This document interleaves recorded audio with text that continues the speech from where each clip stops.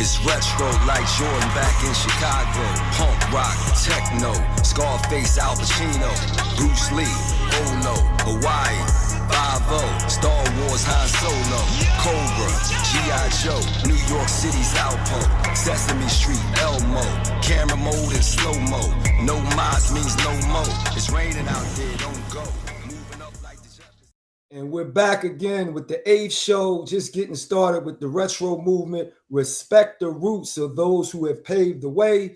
And so we always look at the roots of where people started from, where they grew up, and how they got into their careers with the retro movement. I'm Omar Tyree. I got a super producer, Valerie, Denise Jones, who pulled me back into the podcast game. And I'm loving it because I have a degree in journalism. And now I'm inviting on another person who's a fabulous book writer, snuck up through the ranks and just exploded. We didn't even know who she was because she was using this name ZANE, Z-A-N-E, and just blew up all over the place. Who's ZANE? Who's ZANE? And she finally came out as Kristina Roberts. We're going to invite her to the show. Everybody give a big hand for ZANE is in the house on the retro movement with Omar Tyree. Thank you very much, ZANE, for coming on in. Thank you for having me. Yeah, sharing this time with me. Yeah, thanks for coming out. A lot of people don't have the correct information about you. I don't know if you want to be mysterious and continue to be mysterious, but on the retro movement, we try to go back to the roots. And I've been hearing that, oh, she was from DC, she's from Baltimore.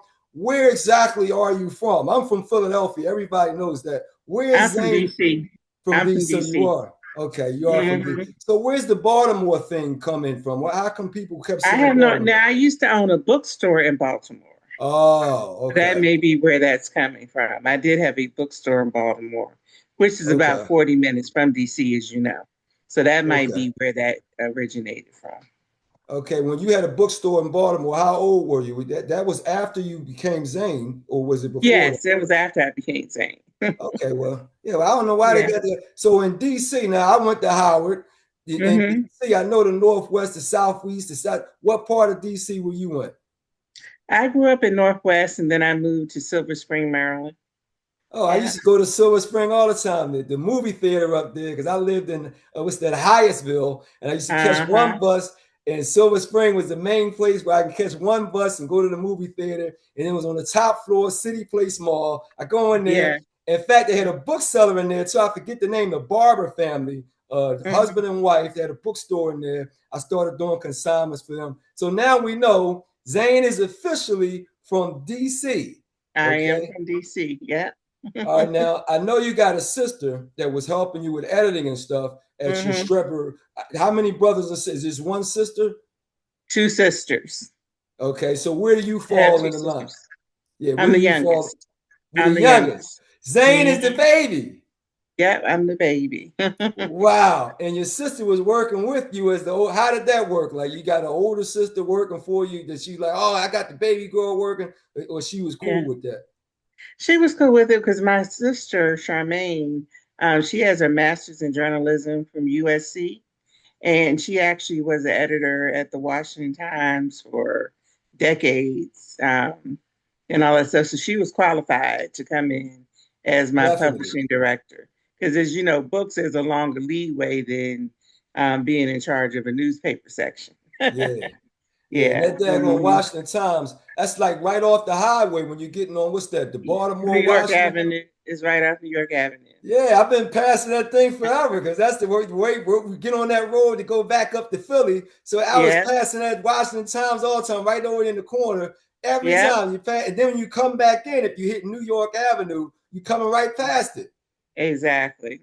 All right. So now, did she help you with writing your books then? If she had that many skills when you were putting them together? No, she wrote her own books out. She has her own books out. Yeah, she put 3 books out under straight board. Okay. Yeah, but she was the publishing director that dealt with all the authors and made sure all the books were edited properly. Although I did a lot of the editing myself, but she was in charge of the whole production flow of getting all the books done on time. Okay. All right. So 3 girls, no boys, and you were the baby.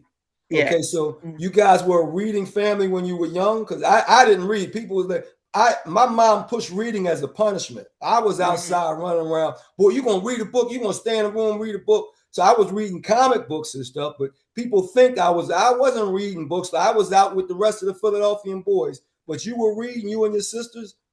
Oh yeah, actually, because both my parents were educators. So my Okay. father taught at Howard for decades, but he also taught at several other universities, and he was the president of a couple of seminaries. Okay. But so in third grade, my mother taught fifth grade for 38 years. So in third grade, she had me take speed reading, and by sixth grade, I was reading a book a day. It took me 2 days to read the Yearling. That's like 1,100 pages. But when I say I was reading a book a day, I'm talking like 300, page books and up every single day. So now you're telling us a lot, a book a day, A because book a later day. on we're gonna get into you publishing all these books, but you was a Mm-hmm. speed reader, so Zane Yes. can finish that book. Wow, a book a day. And your mom Yeah. had you doing that at a young age. Yes. Mm-hmm.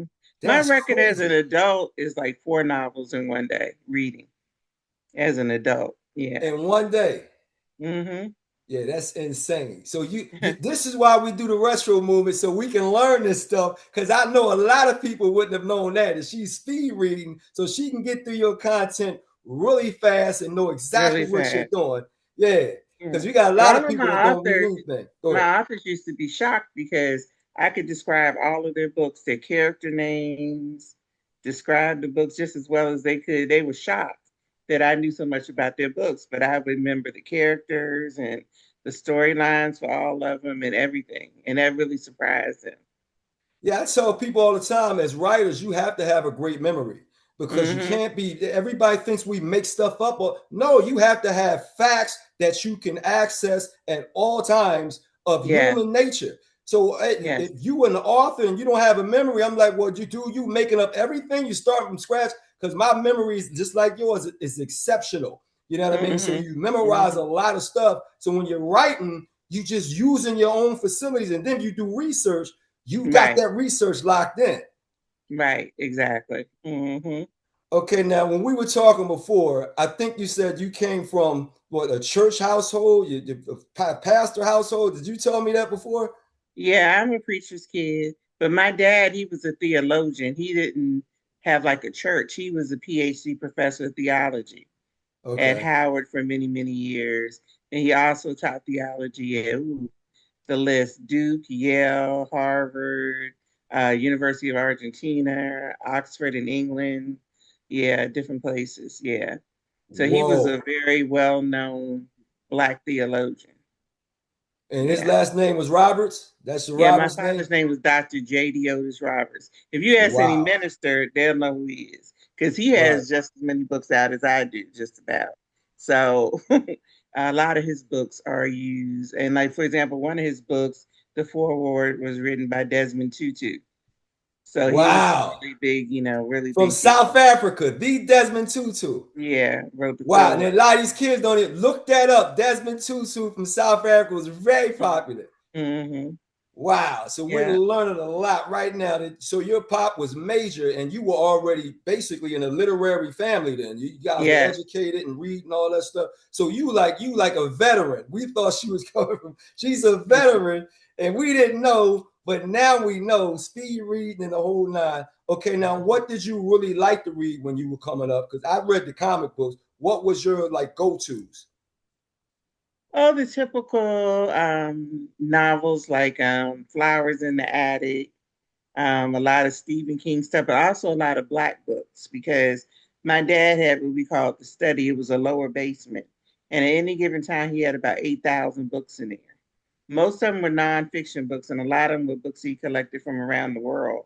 But I read like the autobiography of Miss Jane Pittman. My daddy was a number runner, Sounder, Roots, all of that kind of stuff like that. I read all of those books, of course, Man Child and the Promised Land, Yeah. all of those Claude books. Brown. Yeah. Yeah, yeah. Mm-hmm.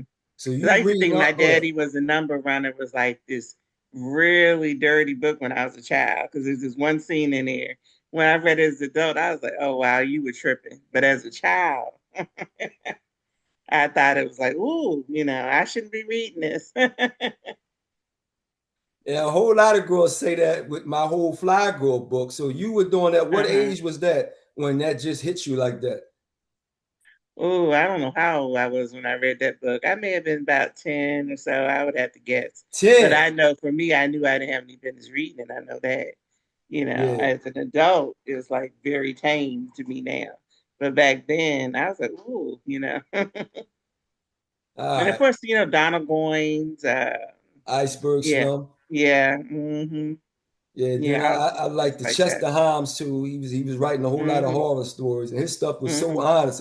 It was embarrassing. Chester Himes was so honest with stuff, you know. Yeah, so you were Mm-hmm. reading all this content, but then you end up with the sexual revolution move. Were you thinking about that when you were a teenager? Like, what were you thinking about when you No, were not reading? at all. Okay. Not at all. I did not pick erotica, right? It's so funny because what happened, I wrote a short story, and because I'm a very detailed writer, I didn't tone down that aspect of the story. So then people started like, oh, that's the hottest thing I've ever read. Kind of stuff. I had never even read erotica really, Yeah, so that was shocking to me. I'm just very detailed. So no matter what I'm writing, I'm just very, very detailed. So I don't believe in toning down, anything in the book.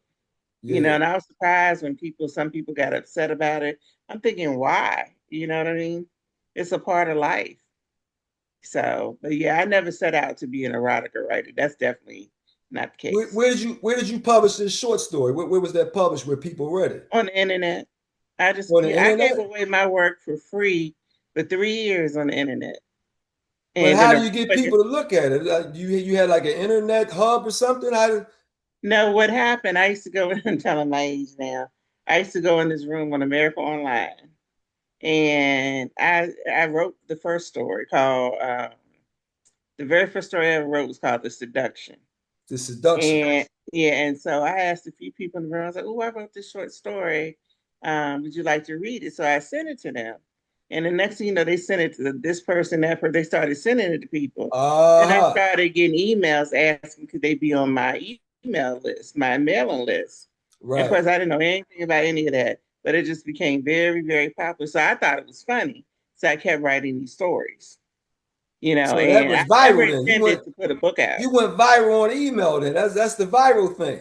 They Hmm. passing along. That's what we call it, word of mouth, word of mouth, word of mouth. Hmm. Hmm. But you did So this all then, online. Go ahead. yeah, so then, people, I wrote this one sex manual as a joke, and people kept taking my name off of it, and I got it like 20 times in my email from other people, but they had taken my name off and like put their name. Wow. But when I really knew I was on to something, I was living in North Carolina at the time, Kannapolis. Okay. And one That's of right my above me. friends, Go ahead. yeah, Yeah, one of my Kannapolis. friends worked at Freightliner Trucks on the second shift. So I'm getting ready to go to bed one night. It's like she got off at 11. It was about 11:30 at night. And she came banging on my door. And she's like, Kristina, you've got to read this. And I said, what is it? And she said, it's this story. All the guys in my job are passing it around, putting it out.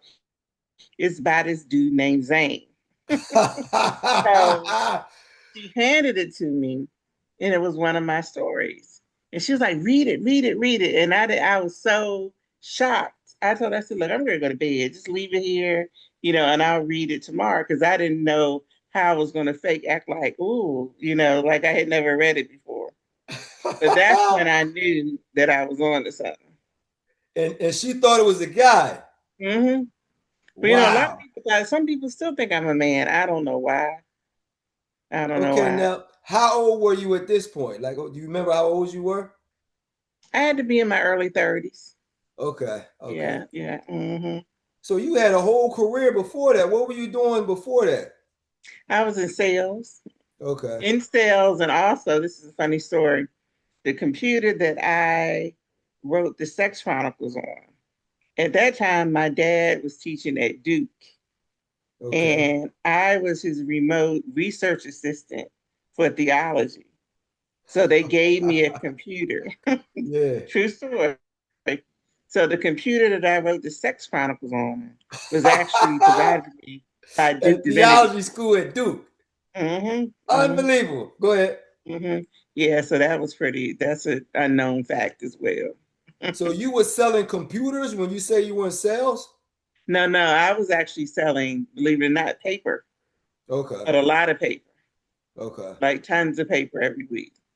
Yeah. Okay. hmm Printer Actually, paper? our office was responsible for selling about 700 tons of paper a week. Printer So we paper? had, so we had clients like the World Bank, Okay. and Con Nast and that kind of stuff. Like Mhm. Xerox, was Xerox buying paper too? Like, the FedEx buildings and stuff? Not from, no, not Xerox. Well, Not from Xerox them. makes their own paper, Okay. but we were selling paper to like big printers and, like I said, the World Bank and stuff like that. hmm Okay. Okay. Yeah. All right. Now, the other confusion, did you come out of Howard? Because people keep saying she came out of Howard. I was like, I'm not sure that she came out of. Did you and your Yes. sisters? So you graduated from Howard. Yeah. And so did my sister Charmaine did as well. Now, I came out in 91. I don't know, because a lot of times women don't want to tell her how old they are, I'm not telling. I'm older than you. I'll put it See, that so way. I'm that's not. why. So she came out of Howard, but she won't tell us the year, which is her hmm prerogative. The women that. But you officially came out of Howard, so we have that official. Zane came out of Howard. Kristina Roberts. And I'll tell you something else. I was the first at the time I was in high school. I went to high school in Atlanta because Okay. my dad was the president of the Interdenominational Theological Center, which is part of the Atlanta University Center. Okay. So I went to Mays High School, but I was determined I was going to go to college early because my sister Carlita, who's the next one up from me, she started Spelman when she was 15 and graduated when she was 19. From So college? yeah, so I decided I wanted to go to college early.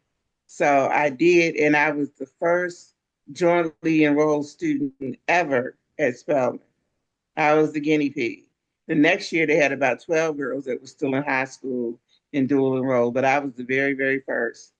So I went to high school in the morning. I lived on campus, and I went to Spelman in the afternoon. But I always intended to transfer, so I Okay. So did. how many years you did at Spelman? One, it was my intention. I was just finishing up high school, so it was Okay. always my intention to transfer. And how many years did you live in Atlanta? So in high school, let's see, 10th, I went to Mays from. See, you gotta give me tell my age. Uh, 3 years. I'm not 3 years. trying to do that. I'm just because see, hmm you said that you was DC, then you moved to Silver Spring, and I've been in Philadelphia my whole life. You know what I mean? hmm Until college. So when you did that, I'm like, okay, then you had some Atlanta experience. It's not all Yeah, DC and Maryland. yeah, in high So I'm school. so I'm Yeah. not trying to tell your age. I'm just trying to say how many years hmm because that's a different environment from DC. Yeah, it is. Yeah. But then I ended up back in DC. Yeah, Yeah. came right back after doing 1 year at Spelman. hmm What was the difference? Because hmm now she got Spelman and Howard.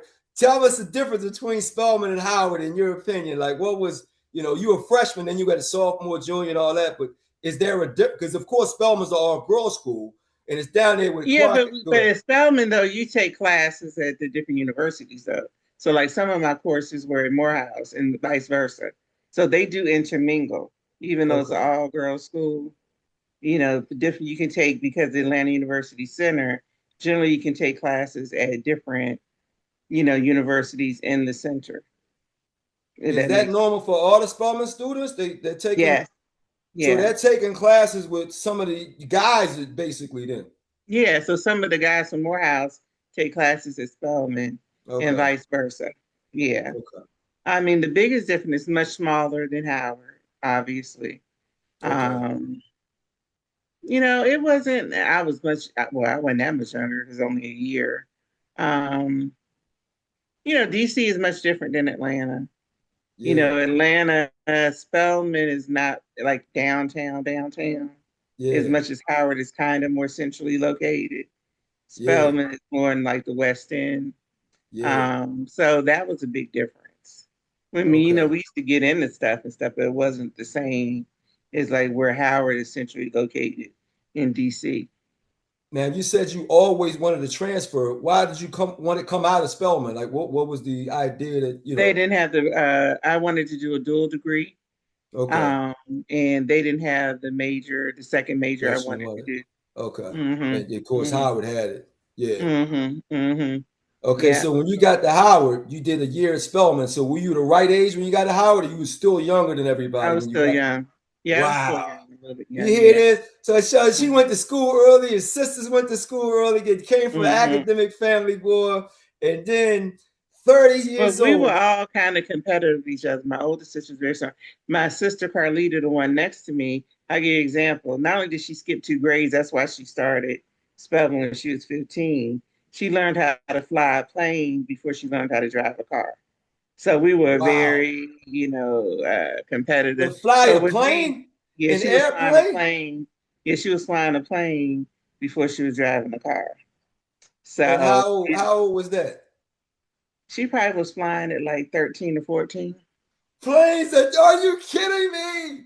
This Mm-mm. is amazing. The retro movement, the roots. Zane Simmons was flying planes. A black girl at Mhm. 13. This is crazy. Went to college early, and then Zane wanted to compete with her sister. So she went to college. And Spelman is not some regular school. That's like And big time. actually, I was in high school, I was going to Spelman, and I was going to computer school at night. So I was in 3 schools at one time. Unbelievable. And that's why I love doing this, because then people can get an idea of how Hmm. much work we put in. Because some Right. people just got like we got lucky, or you know what I mean? Hmm. Like Hmm. this ain't luck, guys. Zane was ready, ready, ready. Hmm. Okay. And All when I right. started Spelman, a little tidbit for the placement exams, I placed out of all the required English courses at Spelman. Wow. So I just took like creative writing and so it was something I took, but all the required English courses for graduation, Right. I placed out all of those when I started spelling. Unbelievable. Okay. Yeah, that's so we So, we getting a lot of history from Zane, because you know Martin Luther King went to school early and graduated early, and mm-hmm, we were all mm-hmm, bragging about that, like he was exceptional. Now we mm-hmm. know that your whole family was exceptional with 2 educators in there that's pushing y'all to speed read and all kind of Mm-hmm. stuff. I still Mm-hmm. can't read no book that fast. Take me about at least 5 days if I'm dedicated. You know what I mean? Mm-hmm. So Mm-hmm. but now we start getting into the book thing, and now the sexual revolution happened by accident with all these people reading your stuff. But let's go back to the Zane name. How did you come up with the ZANE? How did that, where did that pop out from? Literally pulled it out the air. I was in the American Online chat room and somebody said, "Oh, well, what's your real name?" And I just said, "I've always liked the name Zane." So I said Zane. So when I ended up finally putting the book out, when I started writing stories and all that stuff, I just kept the Zane name. But the interesting thing is, years and years later, I looked it up, and it means God's precious gift. I never knew Wow. that. Hmm. Wow. I never God's knew that. precious gift. What language And is what language would you? I'm not even sure, but Okay. if I had thought about it, if I had known I was actually become the Zane person, I would have Yeah, picked something with a last name as well, because that became part of the whole big mystery thing. Everybody trying to figure out who I was it because was. it was just Zane. You know what I mean? Yeah, it Hmm. was. Okay. Now, with the whole Zane thing, it wasn't a copyright thing, because sometimes, when you pick out Mm-mm. a name, so nobody had it. There was a famous writer named Zane Grey a long, long time ago, Okay. but no. Mm-mm. And then the And actor, people have Billy, tried to copy me though. yeah.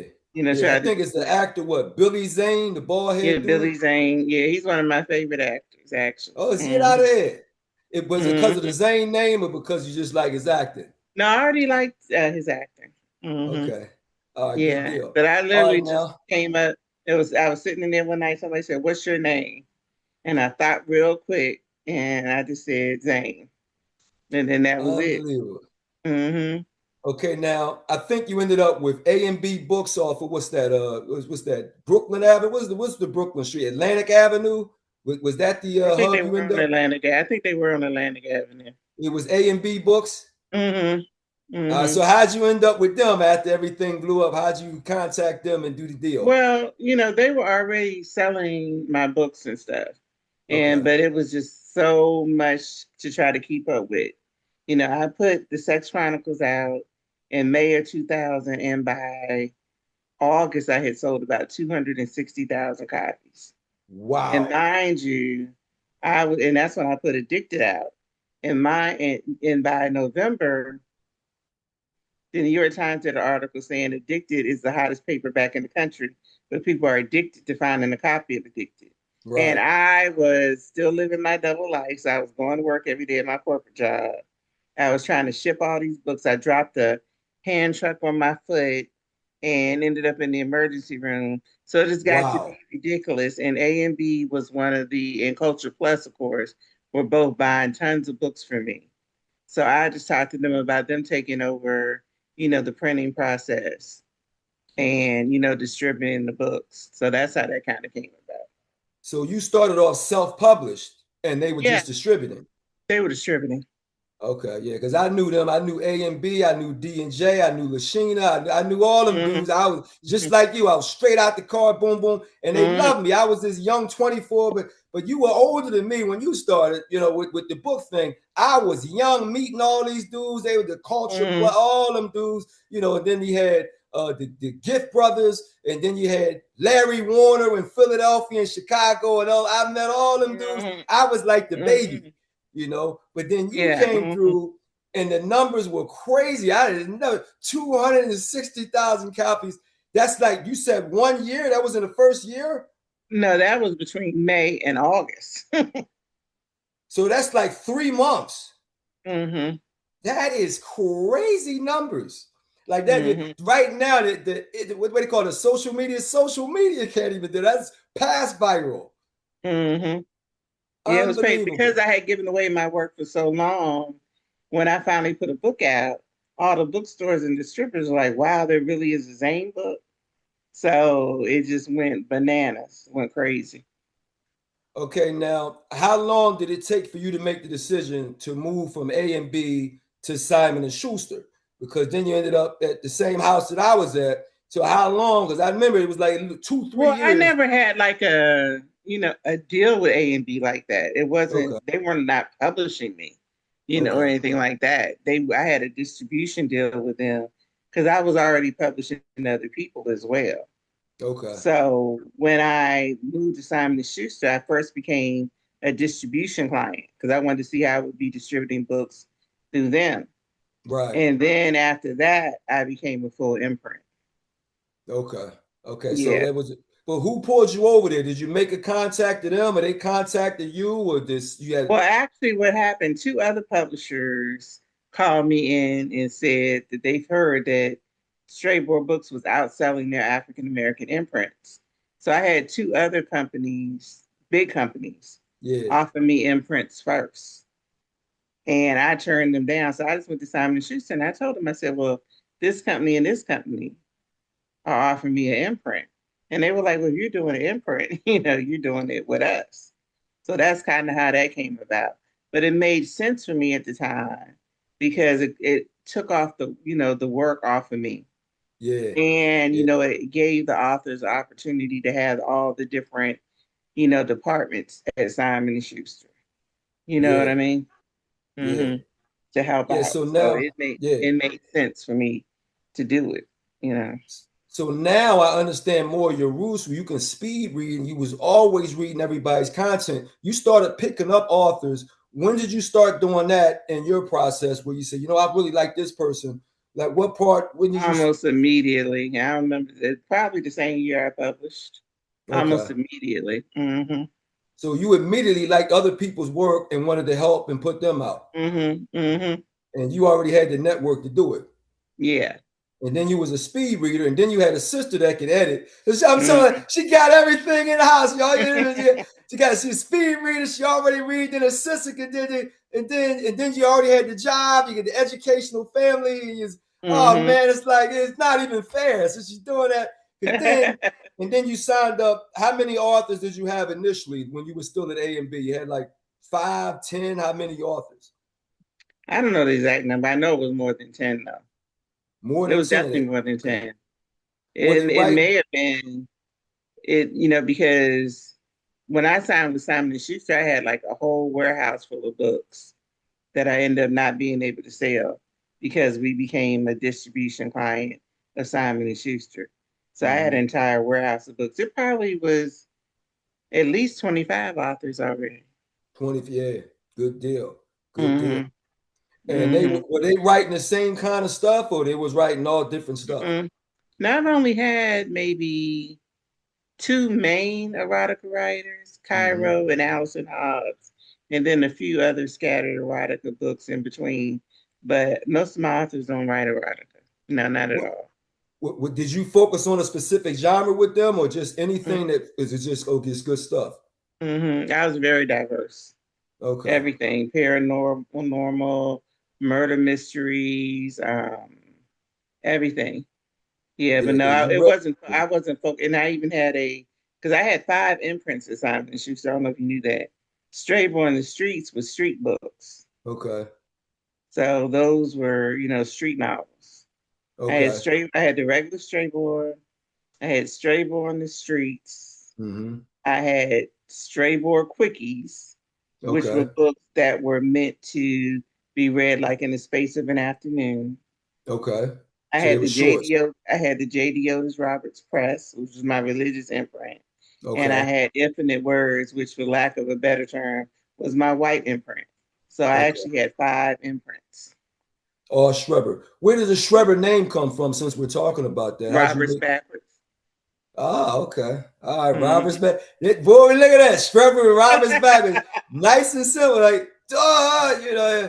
Yeah. Mm-hmm. So you just kept it simple. Zane just popped out, and then Uh-huh. Strawberry flipped the name backwards. Oprah did the same thing with Harpo. You know what I mean? Mm-hmm. Just flip it backwards. And I got a friend in Philadelphia. He did the same thing with his acting class. What do you got? A-can. Okay, that's Nakia backwards. Okay, Mm-hmm. all right. So yeah, that's a simple Mm-hmm. way of doing that. And now you had 25 authors. So you came to Simon Schuster. You already had the whole thing set up, and then you brought in your sister with you. So they were cool with that. Like, Yeah. okay. Yeah, like I said, the other companies, the big publishers who Right. offered me imprints said they were hearing from the buyers like Waldens and Borders that I was outselling them, that my books, the Strayboy titles, were outselling them. Right. So that's why they were trying to get me to come aboard with them, Right. because I was kicking butt in the sales, you know. Uh-huh. Yeah. 260,000 in 3 months. I wish I could do that now, boy. I tell you, right now, we wish we could do that with all the Mm-hmm. social media stuff, which we're going to get to. Okay, so when you came to Simon Schuster, I already knew about you and whatnot. It really hit me when I go to the Harlem Book Festival and you had a daggone van with all Mm-hmm. your stuff, and it was at the corner. And I'm like, we in Harlem, and she got a van at the corner with all the books wrapped around. I'm like, whoa. So Yeah. whose idea was it to have the Zane Rap van at the It was a Harlem Book? 42-foot RV. It was Judith Kerr Unbelievable. at Simon & Schuster. Yeah, it was her idea. So Mm-hmm. whose idea was it? Judith Kerr at Simon & Schuster. So they came up with that. Mm-hmm. Did you have to pay for it? They paid for it or what? No, I didn't have to pay for it. Unbelievable, dude. Because that thing I'm talking about, I had never seen that. So Mm-hmm. when I saw that, she got a van, y'all, like a Yeah, I rapper went on with the a. whole tour with it. Philly, Chicago, Detroit, Atlanta. Yeah, they had somebody drive me all across the country So in the it. whole country was seeing that rap van with Mm-hmm. Zane full of odds. Talking about, Mm-hmm.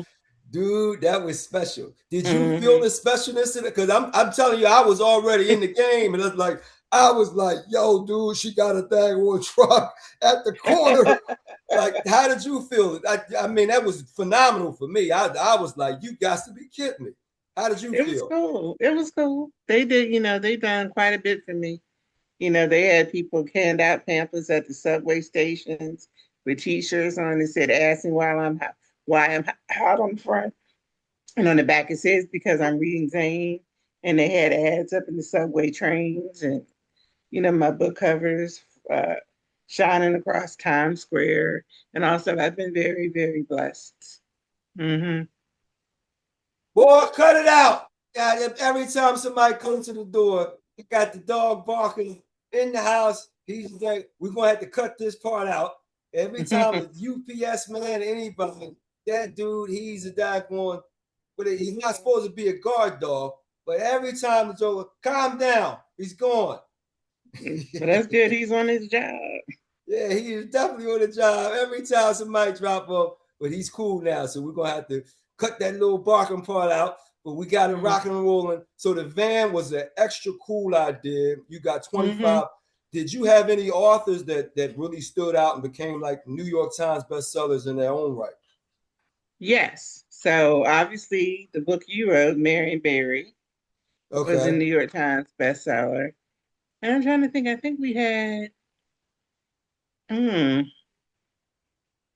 Yeah, it's I'm thinking hard. I had at least, It's a yeah, hard game. I published so many books. I think that I know I had a bunch of Essence bestsellers Yeah, yeah, under Straight Board. Honestly, that's a good question. yeah. I don't That's want to misspeak. I think I'm drawing a blank somewhere, to be honest with you. Yeah. Well, it's cool. Mm-hmm. But if, for you Mm-hmm. guys that don't know, Zane called me up and she said, Omar, would you like to write Marion Barry's book? And of course, Mm-hmm. I was at Howard when they had the big night where the whole she set me up thing. I was Mm-hmm. at Howard when that happened. And I'm talking Mm-hmm. about for people that's not from DC, Marion Barry had did so much for the educational people, the business people, the kids in DC. Everybody had Everybody. summer jobs. He put people on the books that were lawyers. He put construction people on the books. And then Maryland ended up being the highest income of Black people in the country. Not New York, not Atlanta, not LA, not Chicago, Maryland, because of Marion Mm-hmm. Barry. So I already knew what the deal was. They wanted to get him out of office quick, fast, Mm-hmm. in a hurry because it was he's Mm-hmm. messing up too. And they found the MO of what is modus operandi. We can go after him with this. And so Zane hit me up and said, Omar, because Zane always cool and calm, right? Omar, would you like to write Mary? I was like, what? Are you kidding me? And so I flew up to DC and I had an outline done because I'm a journalist. People don't know that I'm a journalism Mm-hmm. major. Came out of Howard with honors. I had my own column, Mm-hmm. Food for Thought, at Howard. This is not my podcast, it's Zane's. But I went up there and I had a whole outline. And me and him talked. He said, man, it's your outline. This is good. I said, yeah, man, I'm a professional. And I told him, I said, I will protect your legacy for the rest of my life. You know what I mean? Because I know what they were trying to. And he was like, how much I got to pay? And I gave him the price. He was like, let's do it. 5 minutes. 5 minutes. He said, that's why he got so much business done. No red tape, no nonsense. I was the man for the job. He said, let's go. And boy, we went right at it, man. It was like, and Zane did Because that, came out and Strawberry. he had been talking about writing a book for years. And I had met with him at least 3 or 4 years before that about it. And then that whole thing fell through. So this is a funny story. I was at a house party and Marion was there playing bid whist at a table. So I hardly go out the house. So he was like, Zane, what are you doing out the house? I said, well, technically I'm in somebody else's house. Yeah. So we were laughing about that. So then I told him, I said, when are you going to write a book? He was like, well, I still want to write it. Da, da, da, da. So I told him, I said, well, you know what? I'm coming down to your office on Monday and we're going to get this done. So that's how, so I went and met with him. Then I suggested you as a writer and all of that. And yeah, it all worked out. But yeah, he was playing cards and I was like, when are you going to get that book done? Yeah. So that was when the you were saying hardest how book. easy it was, I once wanted to say that because we literally were at a house party. And I was Yeah. just like, when you going to do? And I said, well, I'm gonna come down to your office on Monday. And I showed up. Yeah, Mm-hmm. that's something. That was the hardest book ever because he was going through dialysis and he wanted me Mm-hmm. to be right in front of him. So he was like, Mm-hmm. Omar, you can't do the phone thing. You got to come up here, Omar. You got to sit down in front. Mm-hmm. I got to see you, Omar. I got to see you. So I had to drive to DC from Charlotte. You was in Kannapolis. I'm down in Charlotte, North Carolina. I had to drive to DC and wait up there for him again. He was still, Ward 8. He was still a council member. So I had to Mm-hmm. wait all day, and then he'd be tired. Oh, Omar, come back tomorrow. Omar, come back.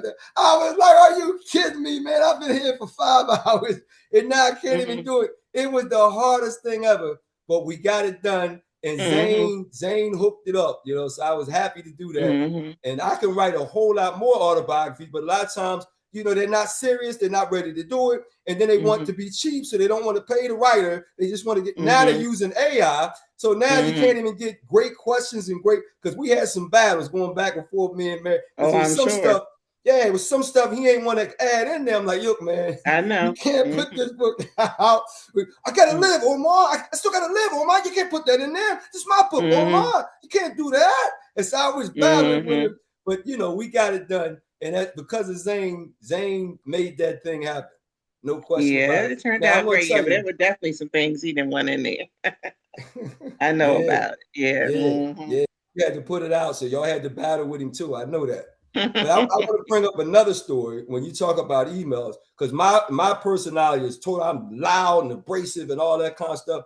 I Mm-hmm. first saw you, I think it was the Family Expo or whatever in Washington, D.C. And you had Mm-hmm. like this little booth thing, that thing.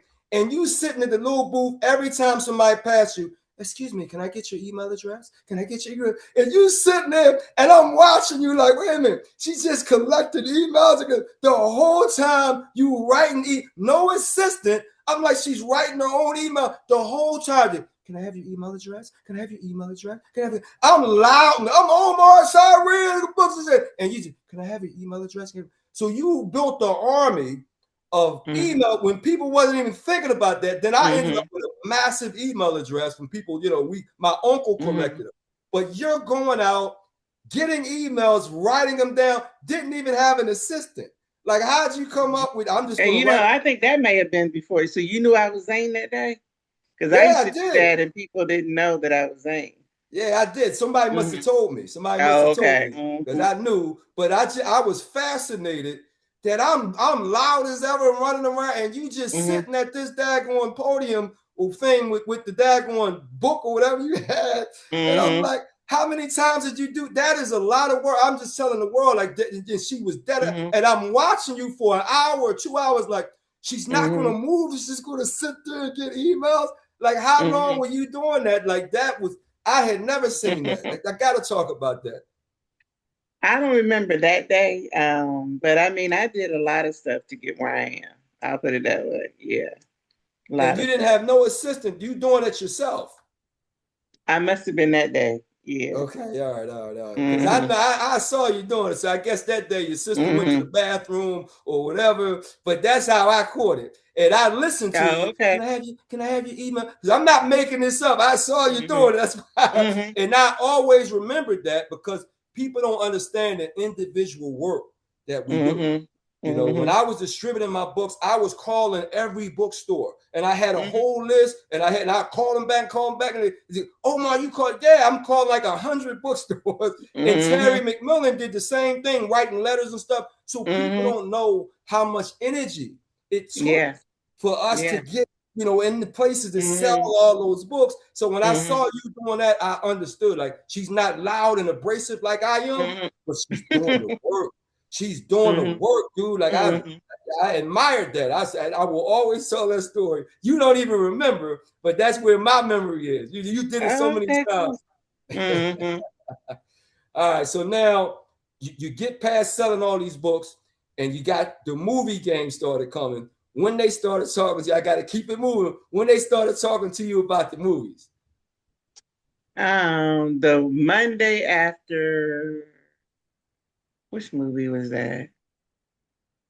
you talking It about was Terry one. McMillan movie, Waiting to No, Exhale, Stella? No, okay, no, something there was else. a Tyler Perry movie that came Oh, out. Tyler Perry. You talking The about? Monday after that, um, somebody contacted me from Lionsgate. They emailed me Was and that the asked, Tyler Perry movie? hmm, Was that the Diary of a Mad Woman? Is that the first it Tyler may have Perry? been, it may have been. It was one Okay, of his movies. But what and happened, so they were both of hot us, off of his. Go ahead. both of us were in an issue of People magazine like the week before that. And I guess his movie came out and did really, really good. So I guess they started looking like who else is hot because I was actually in the same issue with People. I'm just assuming that's why. Yeah, I got an email from someone saying she represented an executive at Lionsgate and they wanted to know was Addicted available. right. Yeah, but I did things a little bit differently. I did not want an option. I wanted a guaranteed movie, Good and deal. I gave them a certain amount of time to make the movie, because I said I Yeah, didn't want my stuff sitting on the shelf for a long time. And so it worked out. Yeah, so that's how that happened. As far as my Cinemax show, I got a call asking could I come to lunch at HBO in New okay. York. And when I got there, I had lunch with one of the executives who was also the head of Cinemax. And he just basically told me that they wanted to do the show. But after he Hmm. met me, they wanted to do erotic vignettes from the book. He said they had got like 7 copies of the book and they had all read it and they wanted to do it. But after he met me, he thought I was so interesting. He said, I want the show to be about you. So that's how the whole thing started, where I ended up being, the main character of the show. Right. Mm-hmm. Get out of here. Because he was so fascinated. He thought it was so funny how I had led a double life and, how my own friends were emailing me for advice and did not know it was me, that kind of stuff. He thought it was so, different. It is different because I Yeah. personally, somebody may be doing it, but I literally led a double life for 5 Yeah. years. Like nobody Yeah. knew I was saying, Yeah. so that was pretty interesting. That is a Okay. pretty Now, interesting when thing. you went out there, you had your own capital where you could do a lot of the things that, people typically get other people to do. Like what? I guess putting together a trailer, putting together the first scenes, marketing, you didn't have representation. You just went out there by yourself. The trailer for what? Well, a trailer for the film. They want us to do a trailer. You didn't have to do any of that. It was totally a Lionsgate project. They paid for Okay. everything. Yeah. They paid for everything. Mm-hmm. They didn't care. We got you. And they put the money Mm-hmm. right on the table. Mm-hmm. Yeah, because sometimes you can get stuff places and then they just let it sit there. You know what I mean? You don't But have no, the like money I behind it. said, my agreement was within a year. They had to go Okay. into production, and it did. Because you didn't Mm-hmm. do an option. So you had like, look, this either you're gonna do it or I get it back. Mm-hmm. Mm-hmm. Okay. All right. And they All did. right. And Addicted had about a $8 million budget. $8 million. Yeah, it was about Okay. $8 million. Yeah, that doesn't include print and advertising though. The film itself, Right. 8 million. That doesn't include, the P&A budget. Now, a lot of us authors talk about how they changed the script from the book. Did you go through that where they put new people in and changed characters and changed the time and changed all? Did they do all that and you were cool with it? What happened with the exact, elements? Addicted. The problem with books converting to film, which is why I really don't. I'm not crazy about my books being converted to a movie, is Okay. because it's hard to keep all the elements of it, particularly in a book that's told in first person, Yeah. which was the case with Addicted. Yeah. You get what I'm saying? Yeah. So it's impossible to I think Addicted is about 95,000 words, Okay. and put that into a film. So yeah, Yeah. some stuff had to be lost. It would have been Yeah. impossible to Yeah. do, everything that happened in the book and to get everything that happened in the book across because like I said, it was told completely in first person. Right. So yeah, so that definitely makes a difference, which is why my preference now is original stuff Okay. is written for as a movie, because then you don't have that same concern, and you can go deep into the character development and stuff as a film, as Right. opposed to trying to convert a book. I've Did you never try? really seen, huh? Did you try to write the screenplay yourself at all? Or They offered to let me write it. I decided okay. not to, but I picked the screenwriter. They let me Okay. interview people, Okay. and they sold me their vision of how they would do it. So I Right. did pick the screenwriter. Right. They let me do that. They let me pick the director. Oh wow. The A lot of director and power. I. Yeah, go ahead. Well, I was one. It was myself and Sharice Nesbitt. We were the two executive producers of the film. A Right. young black lady that worked at Lionsgate. So, and then the director and I discussed some of the cast. That kind of thing. So yeah, I was heavily involved in it. Okay. Yeah. Did you Mhm. want to do more movies than that? Because once we get in, like, if I finally get in that joke, I got a lot of stuff I want to do. Did you want to keep doing them? Well, I have a film on Tubi called I Wish I Never Met You, which is Okay. actually pretty good. But What's I the did name that, of it? under Christina Roberts, huh? What's It's the called name of it? I Wish I Never Met You. I wish I never met you. We all know somebody we wish we never met. Okay. Yeah. Yeah. Yeah. I And wish I I have never met another you. movie in post right now called A Toxic Relationship. Toxic Um, relationship. a Toxic Relationship. Okay. Is that the And title or is this just the topic? that's the title, Okay. A Toxic Gotcha. Relationship. Gotcha. That's a good. And it's a very unique storyline. I like to Good do deal. stuff that's unique. Right now, I'm working on a possible development deal for a lot of my work with a major studio. I'm working on that, and then I'm developing a television pilot for another series for somebody. Okay. Yeah. So the All right. answer to that is yes. Has that space been more difficult than the book space to negotiate and get things done, the whole film and television space? I would say definitely. Okay. Well, I'm gonna say this, and for me in the beginning, no, because like I said, Lionsgate Yeah, it came contacted right me, out. The first HBO project. contacted me. Right. Yeah. I wouldn't say it's just Hollywood moves very slow. I'll just Hmm. put it that way. It's not that they're not interested or anything like that. It's just they just have a limited amount of time to get things done, and then they got to get stuff going. It's already in the works, and all that kind of stuff like that. So I wouldn't say extremely difficult because like the situations I'm talking about now also came to me. Hmm. So, the development deal and the other situation both came to me. So that's not Right. something I had to go out and get, you know what I mean? So I'm not gonna say it's been difficult, no. But I know Okay. that it can be. Yeah, I think Hmm. one of the things we have to deal with so many more people.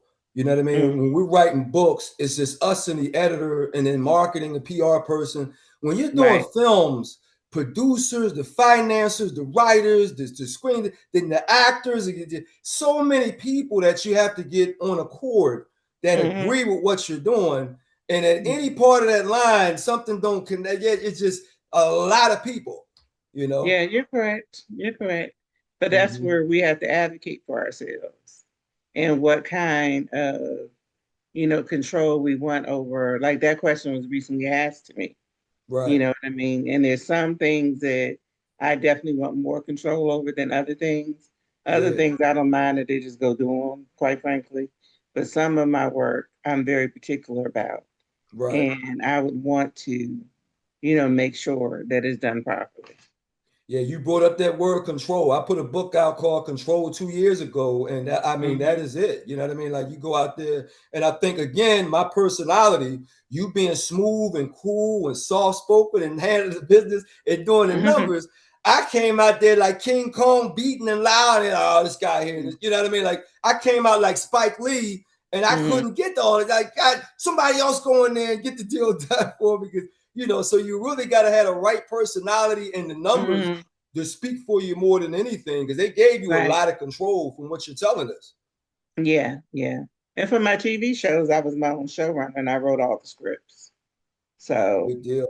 and I picked the cast and, Yeah. everything. Yeah. So, Yeah, a lot of control. And when you can get mhm. that, then you can't blame anybody. You say, look, this Right. project is going to live or die. And that's what a lot of Mhm. us artists, we're used to that. You know what I mean? That's what we do with our books. That's Mhm. what we do with films. We do with music. We're used to betting on ourselves. And so we're Right. not nervous about, because a lot of times guys like, oh, Omar, you haven't done a movie before. You don't know what you're doing.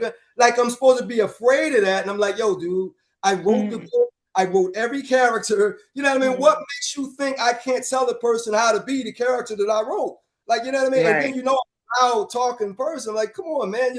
But they have this whole thing like, no, movie making is different again. Like, dude, I came up on movies. I wasn't reading books. I was memorizing movies, scenes, and doing Mhm. voices and all that kind of stuff. So yeah, but that control thing at the end of the day, when you can get it, it is special because then you can actually manifest what you're trying to manifest on film. And if it works, you get to do it again the way you want to do it, you know? Right. I think the thing that people have to realize, they have to be prepared, and I'm always prepared for to stand up for what I want. And if I'm Yeah, told no, I'm cool with it. yeah, You have to be prepared for somebody to say, "Oh, you crazy." No, we're not doing it. And it's right. okay. If you're not going to do it the way that I want it done, then this doesn't make sense for either one of us. So the thing Yeah, about me and the thing that Hollywood kind of is mystified by me is that I'm not desperate. You know what I mean? They're kind yeah, of, a lot of times I've seen like the surprise, like, ooh, it's almost yeah, like I'm not trying to convince them to do something. They have to convince yeah, me to do it. You know what I mean? yeah. Because if it's not going to be done just in a way that makes sense for me, then I'm not interested in doing it. Yeah. So you got to be Yeah. prepared if you want that control.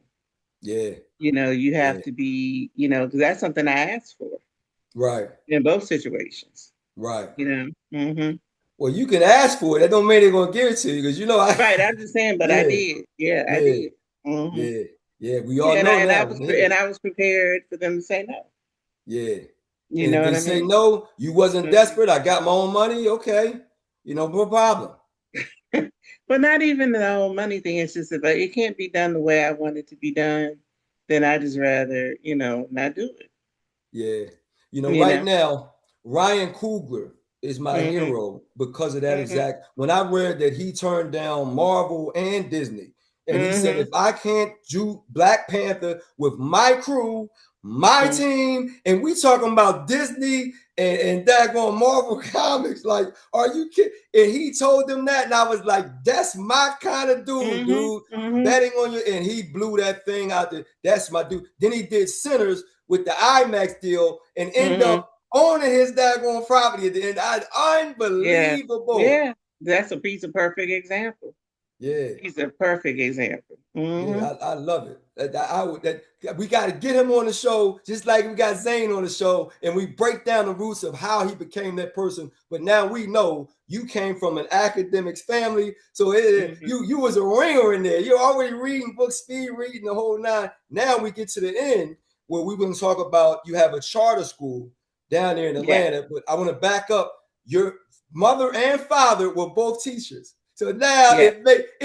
this is why I love the retro movie, because now we go back to the basis of who you are and how you became. This makes Mm-hmm. perfect sense because some people be like, Mm-hmm. Zane is teaching the sex Zane is good. And it didn't make sense. But now if her parents Mm-hmm. are educators and she's a speed reader and she went to college early, now it's like, oh, that makes sense. So Mm-hmm. let's talk Mm-hmm. about the charter school in Atlanta, which makes So all the it's sense. called Camp Jewel House, CampJewell House. Website is campjewelhouse.org. We are a nonprofit K through 12 performing arts school. So in the morning time, it's the core subjects, English, social studies, math, and science. And then in the afternoon, the school literally turns into a version of Fame. You remember Fame? Yeah. So we literally turned into this big performing arena because Yeah. it's a former 12 screen movie theater. So it's a 44,000 square foot building. So we have Wow. all of the performing arts. We have dance, singing, band, fashion design and modeling, visual arts, theater, film. Then we have other electives like robotics and sign language and Spanish. And actually, the children in kindergarten, we start them off being trilingual. So they Yeah. learn Bilingual. Yeah. English, no, Spanish. trilingual, Okay. English, Spanish, and sign language. Got you. Sign language. Got you. Mm-hmm. Got Mm-hmm. you. Beautiful. Yeah, yeah. So we do a lot. We've given away several scholarships this week. You know, we work it out. We have these grants and scholarships. And so a lot of people are shocked because when I say, you need to come in and see if we can work out something for you. Yeah. And they're shocked. Like we registered a family of 4 earlier this week, and by the time we gave them scholarships and grants and all of that, Right. the parents only had to pay $275 a month in total for four kids. Wow. For 4 kids. Wow. And you Mm-hmm. in the right area with all the things you see. Because again, I talk about the Atlanta people with slashes. They're doing Mm-hmm. everything down there. So you are in the right city at the right time. Because we coming from all over the country to go to, it's like the new Mecca kind of thing down here in Mm-hmm. Atlanta. Mm-hmm. And so all the Yeah. things you're doing, go ahead. And I was just saying, so we're always looking for talented kids. We had a young lady come in today. Her mother was like, "Oh, I can't afford the tuition." By the time we got done, the tuition is like $21,000 a year. Her mother Wow. only has to pay $1,500 for the whole year. But let me tell you, Fabulous. she came in there today with her keyboard and she performed a song from the play Hamilton, Hamilton, and yeah. it was amazing. She is so talented. Even the way she came in and introduced herself was powerful. So And we're that's the New always York stage play. The Puerto Rican brother that wrote it. Yeah, yeah, Hamilton. yeah. It was really popular when it was popping. She So she played it, came in and performed blew it the away. song, blew it away. Mm-hmm. So Awesome. she's only 14, so she's going to the ninth grade. Yeah. Okay. Mm-hmm. Okay. Okay. Say the name of the school again, so because we got to make sure we put it out there. Camp Jewel House, Jewell House. Okay, so we Camp want to Jewel look House. up, and where can they get in touch with you to make sure that they can ask about everything? Go ahead and give all your social media.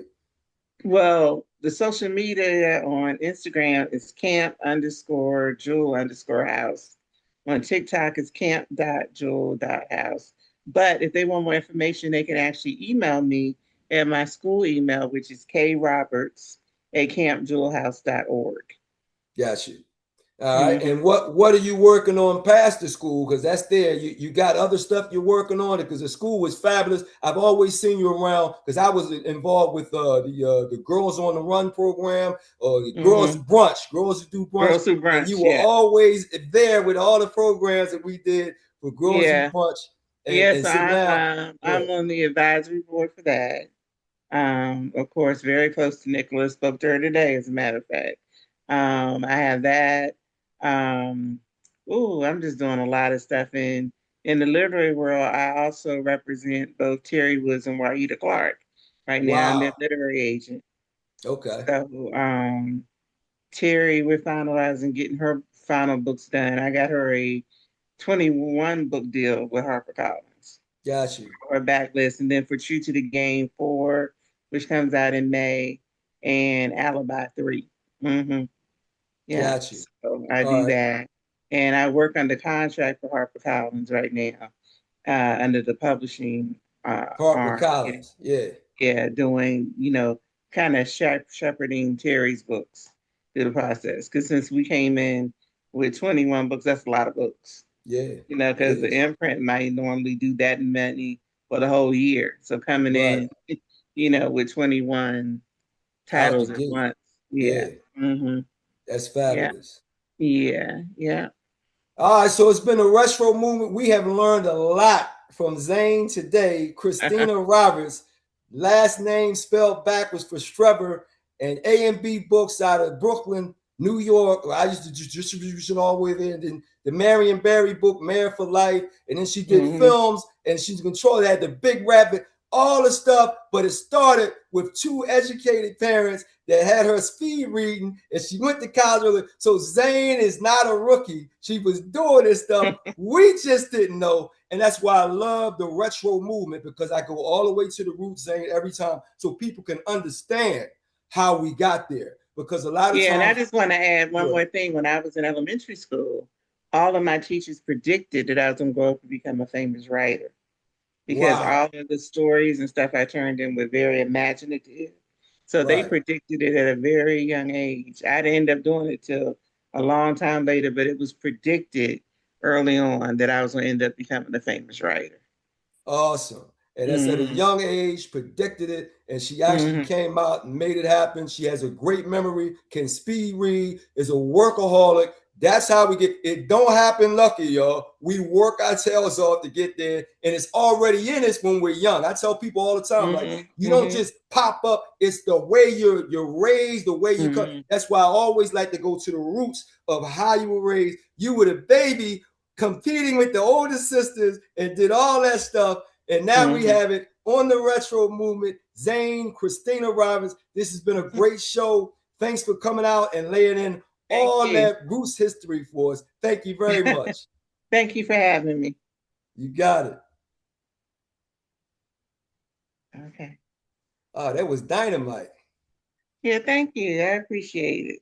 Yeah, that's exactly what I want to do on the show. I didn't know, nobody knew all that information. And what's going Mm-hmm. on now, they have so many people with fluff stuff that's just, it's Mm-hmm. nonsense. And I think they Mm-hmm. really need to understand how we built from the roots up. You know what I mean? Right. Because I Right. was always an academic, but never a nerd. I was forceful academic. But Mm-hmm. when you're in my position, they always say, oh, he think he better than you. You know, it's like we beat each other up for being smart. So you got to be Right. passive and shy when you're smart. And I'm like, yo, I'm not doing that, man. You can brag about fighting and brag about girls and football and dancing, Mm-hmm. but we can't brag about being, you know what I mean? It's ridiculous. So Yeah, it is I ridiculous. always threw that out the window.